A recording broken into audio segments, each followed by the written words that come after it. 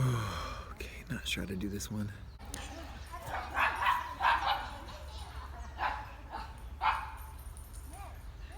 Good afternoon, everyone. You're watching TokYo-Yo Reviews. Thanks a lot for tuning in. So today, it's finally here.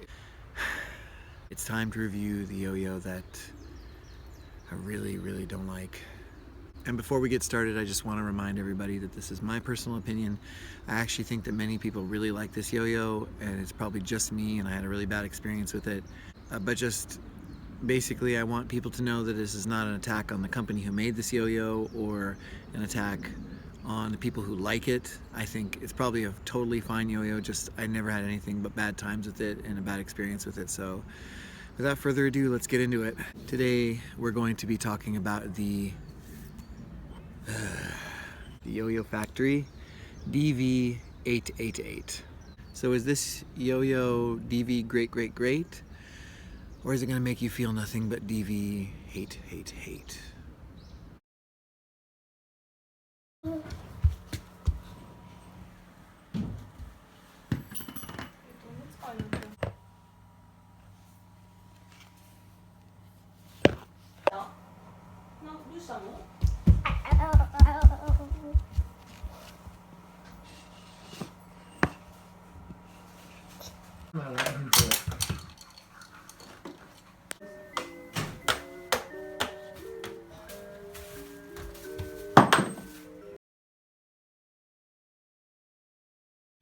Okay, so let's talk about this yo-yo for a moment.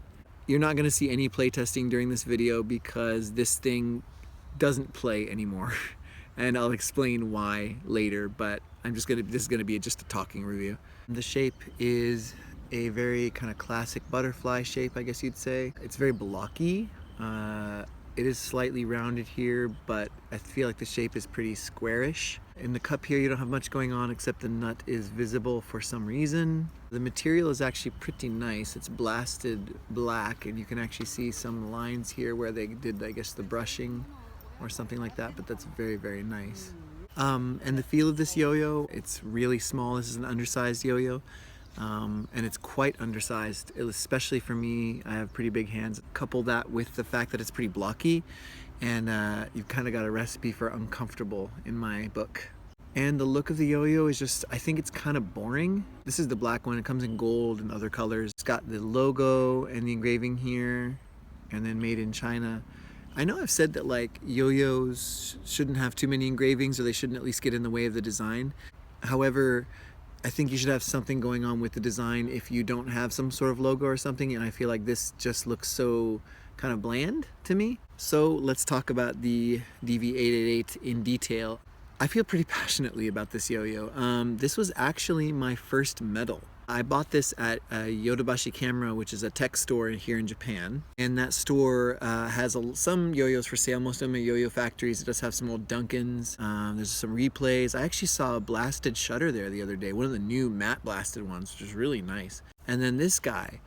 And so basically I remember seeing this and thinking, man, I don't have any metal yo-yos. I just got a bunch of plastic Hyper yo-yos. Hyper Yo-Yo is a Japanese company, and I think they do like kind of collaborations with American companies like Hyper Yo-Yo, X Yo-Yo Factory.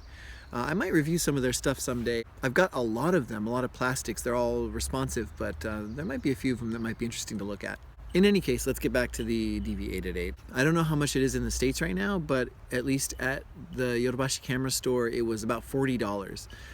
$40 for this is kind of crazy. First of all, it comes in the box, at least the set I got, responsive, which I thought at the time was really great because I was just trying to get out of responsive yo-yos, and I thought, well, maybe it'll be a perfect bridge, a responsive metal, and then I can convert it to an unresponsive later. That's what it says on the package. So it'll be like a nice bridge between beginner and more intermediate. But from the start, this thing was way too responsive. Barely got to the bottom of the string before it was coming rocketing back. And I don't know if it was over lubed or what was going on, but it never lost that problem. It was always extremely responsive. Now you'll notice that the pads in here are sticking out quite a bit, and that's probably part of the reason. Also, I have the original slim bearing in here, the responsive bearing. Also, the spin times were pretty bad from the start. I don't know if the string was rubbing on the response or what was going on, but I never got a sleeper of more than like 10 to 20 seconds out of it. And then if I got that, I was always worrying that it was going to come shooting back. Even if I threw like a trapeze or something, it just like either ground to a halt or came shooting back. It was completely unpredictable. And so because of that, because I was afraid to throw tricks, I never knew what was going to happen with the yo-yo. So I got busted knuckles all the time from this. Like almost every time I threw it, it was coming back. It was hitting me like in the face and the hands, just like I never knew what it was going to do, if it was going to sit on the string or come flying back. I didn't know at the time, since again it was my first metal, but this thing is really small and it was very, very uncomfortable. So not only was it completely unpredictable, but it also just was difficult for me to catch because of the size. So that also led to a lot of frustration. I mentioned before I took a bit of a break from yo-yo. I kind of hit a wall where I was getting really frustrated. I was having a lot of trouble progressing. And actually, this was part of that. This actually kind of contributed to me getting fed up with yo-yos for a while. Not only was I hitting a wall and I just didn't have the time to practice, but this was getting me so frustrated. I wasn't experienced enough at the time to know that that was just this yo-yo, or that maybe I had a bad model. I just thought, God, I'm so bad at this, and this thing is so unforgiving that if this is what yo-yos is, I don't want to do it anymore. And that was kind of like what led me to take a long break. I think I took a year or two, or maybe even longer off before I came back to it. One of the big problems I have with this is that, at least for me, it was pushed as a starter yo-yo. And I don't think this is a good starter yo-yo. I don't think starting people on a smaller yo-yo is a great idea. I think it's a bit difficult for a lot of people. If you're a kid, a smaller yo-yo is going to be fine. But I think if you're trying to aim for the whole market, I don't know that making something this small and metal is really the best way to go for beginners, just because if it's a little more difficult to catch for people with bigger hands. Again, that could just be me. Also, it plays heavy. It plays really, really dense. It plays like a stone. I mean, you can kind of visualize what that means. Like, it plays like a rock at the end of the string. Everybody's heard that before. I don't think I ever really felt that though until I played this. And yeah, also it's priced too high. Like I said, this was $40, and that's a lot for a design that I think is a bit outdated, and for something that doesn't really perform at the level of other $40 yo-yos. I recently reviewed the Shark Honor, and that thing is like $10, and it performs as good as some of my $70 or $80 yo-yos. Putting this out for 4 times as much as that, when it's outdated, it's small, and at least the one I got was like snaggy and unpredictable, like it's just not a very good value proposition, I feel.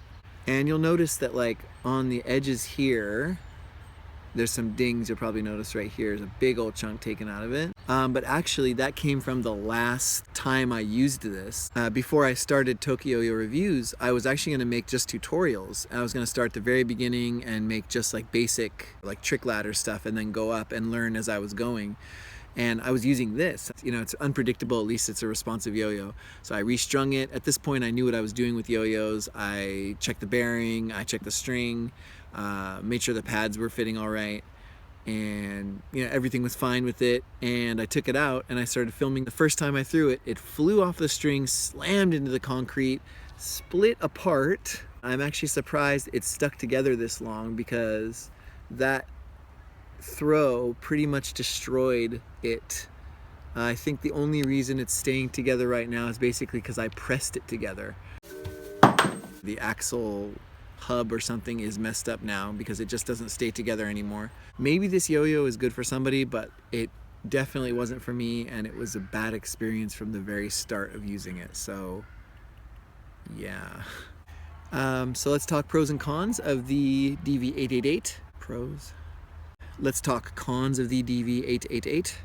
It's too small, at least for me. I know there's some really good small yo-yos out there, but the blockiness of this yo-yo, coupled with the fact that it plays really heavy like a stone, it's not very fun to play at this size.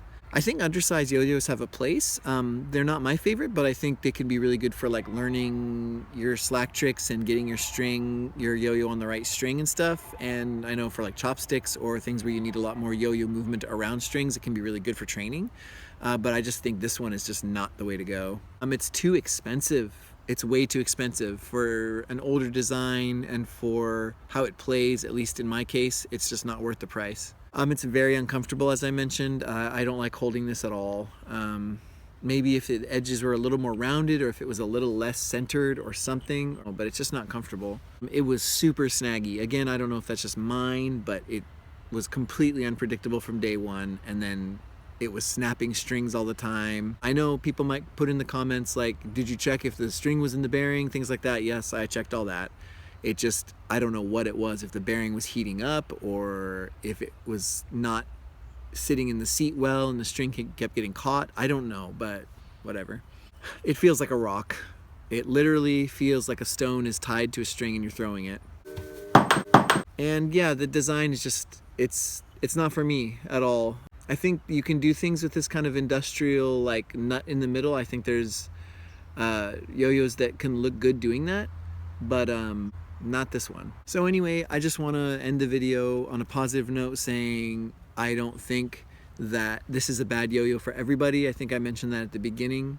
Yo-yos are all about taste and opinion and different feelings. Like, I love certain types of yo-yos. I love huge yo-yos like the Big Bang. I like yo-yos with strange design elements, and other people might hate those. Other people like really V-shaped competition type bimetals and stuff, and that's not really where I like to play. It's all about taste, and I understand that. For some people, this is a really classic, great yo-yo that they learned on, that they played on for a long time, but it just wasn't that case for me. And also, I don't want to like put any hate on Yo-Yo Factory. They make awesome yo-yos. I have tons of Yo-Yo Factories, and I haven't reviewed some of my favorites yet that are coming up soon, but one Yo-Yo Factory in particular is one of my absolute favorites of all time. But again, just to stress the point, like, I'm not hating on Yo-Yo Factory. I'm not hating on people who like this yo-yo. It's just my opinion, and we can disagree and not strangle each other, right? Thanks for watching. I hope this wasn't too negative. But anyway, guys, thanks for watching. Thanks for liking, commenting, subscribing. If you haven't yet, make sure you hit that like button and make sure you subscribe, tell your friends, and yeah, sayonara.